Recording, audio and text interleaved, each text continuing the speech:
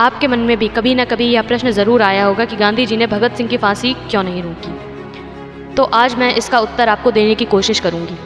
आदर्श क्रांतिकारी के तौर पर चर्चित भगत सिंह हिंसा के रास्ते पर चलकर आज़ादी पाने के समर्थक थे।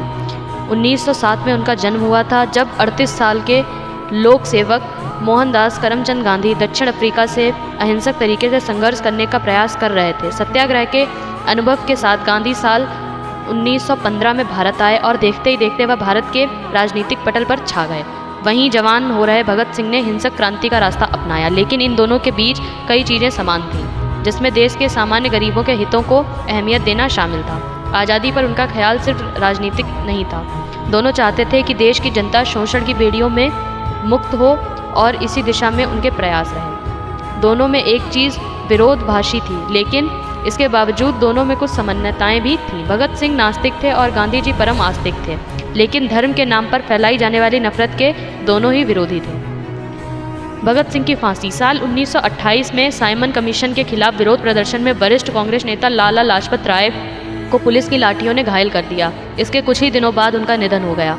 लाला जी के जीवन के अंतिम सालों की राजनीति से भगत सिंह सहमत नहीं थे। उन्होंने उनका खुलकर विरोध किया, लेकिन अंग्रेज पुलिस अधिकारियों की लाठियों से घायल हुए लाला जी की हालत बहुत ही खराब थी और यह हालत देखकर भगत सिंह को बहुत ही गुस्सा आया।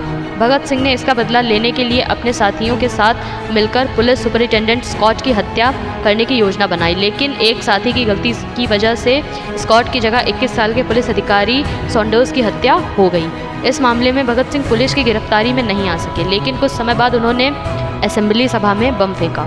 उस समय सरदार पटेल के बड़े भाई विट्ठल भाई पटेल पहले भारतीय अध्यक्ष के तौर पर सभा की कार्यवाही का संचालन कर रहे थे। भगत सिंह जनहानि नहीं करना चाहते थे, लेकिन वह बाहरी अंग्रेज सरकार के कानों तक देश की सच्चाई की गूंज पहुंचाना नहीं चाहते थे। बम फेंकने के बाद भगत सिंह और बटुकेश्वर दत्त भाग सकते थे, लेकिन उन्होंने अपनी गिरफ्तारी दे दी। गिरफ्तारी के वक्त भगत सिंह के आसपास उस वक्त उनकी रिवॉल्वर भी थी। कुछ समय बाद ये सिद्ध हुआ कि पुलिस अफसर सॉन्डर्स की हत्या में यही रिवॉल्वर इस्तेमाल हुई। इसीलिए असेंबली सभा में बम फेंकने के मामले में पकड़े गए भगत सिंह को सॉन्डर्स की हत्या के गंभीर मामले में अभियुक्ति बनाकर फांसी दी गई। साल 1930 में दांडी कूच के बाद कांग्रेस और अंग्रेज सरकार के बीच संघर्ष जोरों पर था। इस बीच भारत की राज्य व्यवस्था में सुधार पर चर्चा के लिए ब्रितानी सरकार ने अलग अलग नेताओं को गोलमेज सम्मेलन में हिस्सा लेने के लिए लंदन बुलाया। इससे पहले गोलमेज सम्मेलन में गांधी जी और कांग्रेस ने हिस्सा नहीं लिया और यह सम्मेलन बेनतीजा रहा।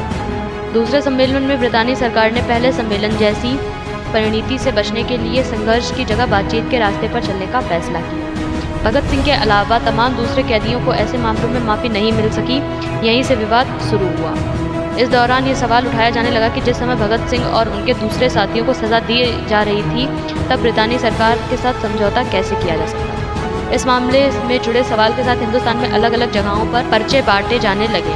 इसका पार्ट 2 भी हम बहुत जल्द लाएंगे, जिसमें हम इसके आगे की कहानी आपको बताएंगे। आशा करते हैं कि कुछ चीज़ें आपको समझ में आई होंगी कि क्या हुआ था। अन्य चीज़ें हम आपको पार्ट 2 में समझाएंगे। यह वीडियो बहुत ही लंबा हो चुका है, जिसकी वजह से हम इसका पार्ट 2 लाएंगे और भी डिटेल में आपको समझाने की कोशिश करेंगे।